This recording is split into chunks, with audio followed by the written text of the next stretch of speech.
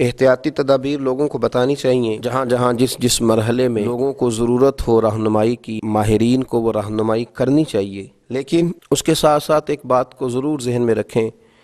کہ لوگوں کو نا امید ہونے سے بچایا جائے۔ ایسی باتیں معاشرے میں نہ پھیلائی جائیں جو نا امیدی کا سبب بنے۔ لوگوں کو امید بھی دلائی جائے، ان کی توجہ رب رسول کی جانب بھی کی جائے، انہیں یہ بھی بتایا جائے کہ تم نہ اپنی مرضی سے پیدا ہوئے، نہ تم نے اپنی مرضی سے اپنے آپ کو بڑا کیا، نہ اپنی مرضی سے تمہارے پاس صحت تھی، تو جس رب کریم نے پہلے نوازا تھا وہ اب بھی نوازے گا۔ لوگوں کی امیدوں کو نہ توڑا جائے، مایوسیاں نہ پھیلائی جائیں، پریشانیوں کو مزید نہ بڑھایا جائے۔ اچھی امید، اچھی خبر، اچھا پیغام، آپ احتیاطی تدابیر ضرور بتلائیں، اور لوگوں سے بھی یہ اپیل ہے کہ وہ خوب احتیاط کا مظاہرہ کریں، لیکن یہ بات یاد رکھیں کہ کہیں مایوسی نہ پھیلائیں، کہیں خوف میں مبتلا نہ کریں، لوگوں کے اعصاب پر سواری نہ کریں، کسی جگہ کا بھی کوئی ایسا ماحول نہ بنائیں کہ جس سے یوں محسوس ہو کہ انسان کرب میں آ گیا، وہ ڈگمگانے لگا ہے، اس کی سوچیں لڑکھڑانے لگی ہیں۔ اللہ کے رسول صلی اللہ تعالی علیہ وسلم ہمیشہ امید دلاتے تھے۔ بڑے بڑے گناہگار جب آ کے سوال کرتے تھے کہ یا رسول اللہ صلی اللہ علیہ وسلم، حد ہو گئی گناہ کرنے والی، نافرمانی کے آخری درجے تک پہنچ گئے، حکم کیا ہے؟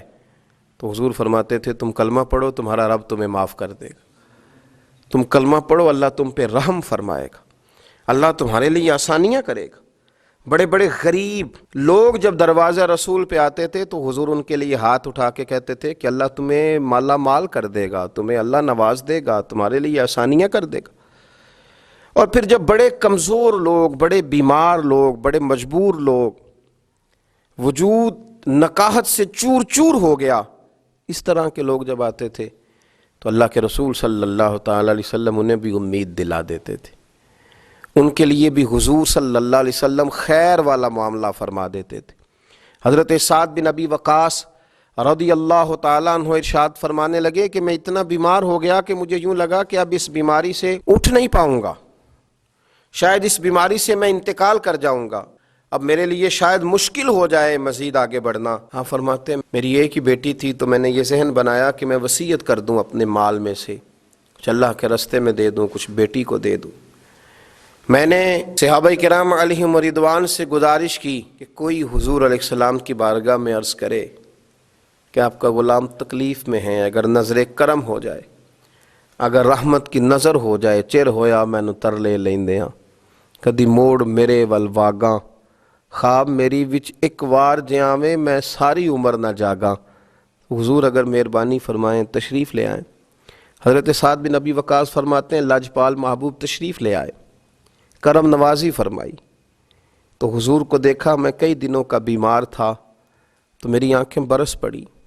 میں رو پڑا۔ میں نے عرض کی یا رسول اللہ صلی اللہ تعالی علیہ وسلم، شاید اس بیماری سے اٹھ نہ سکوں، ایک ہی بیٹی ہے، میرا ارادہ ہے کہ میں اپنا بہت سارا مال اللہ کے راستے میں خیرات کر دوں۔ تو حضور علیہ الصلوۃ والسلام نے مجھے وصیت کے بارے میں بہت ساری باتیں ارشاد فرمائیں، لیکن قربان جاؤں میں اٹھ کے کھڑا نہیں ہو پاتا تھا، میری ٹانگیں کانپتی تھیں۔ لیکن جب سرور کائنات علیہ السلام سے میں نے عرض کی حضور اب شاید بچ نہ سکوں گا، اس بیماری سے چلا جاؤں گا، حضور نے امید دلائی، اور نبی پاک صلی اللہ تعالی علیہ وسلم نے فرمایا سعد تمہیں کچھ بھی نہیں ہوگا، ابھی تو تمہاری وجہ سے اللہ اسلام کا نفع کرے گا، کفر کا نقصان کرے گا، ابھی تو بڑا کام کرنا ہے، اٹھ باندھ کمر کیوں ڈرتا ہے، پھر دیکھ خدا کیا کرتا ہے۔ فرمایا تم اپنے آپ کو مضبوط کرو قلبی طور پر۔ حضرت سعد بن ابی وقاص کہتے ہیں وہ حضور کی باتیں تھیں کہ میرے لیے قوت تھی، وہ ایک طاقت تھی، وہ ایک ایسی توانائی تھی جس نے میرے وجود میں حرارت پیدا کر دی۔ فرماتے ہیں کہ وہ بہت ساری دوائیاں جو کام نہ کر سکیں، وہ کریم محبوب کے چند جملے کر گئے۔ حضرت سعد بن ابی وقاص کہتے ہیں حضور تو تشریف لے گئے، میں کئی دنوں سے اٹھ نہیں پا رہا تھا، لیکن تھوڑی دیر کے بعد ہی ظہر کی اذان ہوئی تو میں نے اٹھ کے کھڑے ہو کے نماز ادا کی۔ تو یاد رکھیں کہ مایوسی نہیں پھیلائیں، احتیاطی تدبیر بتائیں، لوگوں کو آگاہی ہونی چاہیے، ماہرین اطباء ڈاکٹرز کے مشورے پر صحیح طور پر پابندی کے ساتھ سختی کے ساتھ عمل ہونا چاہیے، پر توجہ تو اللہ کی جانب رکھنی ہے نا،